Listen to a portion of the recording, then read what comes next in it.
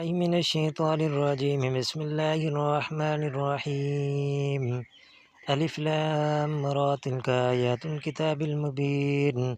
إنا أنزلناه قرآنا عربيا لعلكم تعقلون.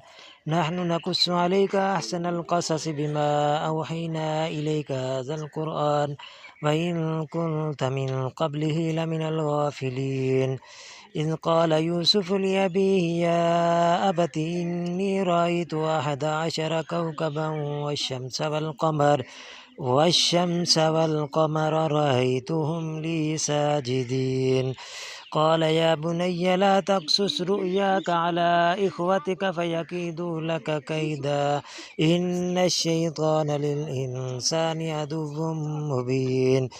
وكذلك يجتبيك ربك ويعلمك من تأويل الأحاديث ويتم نعمته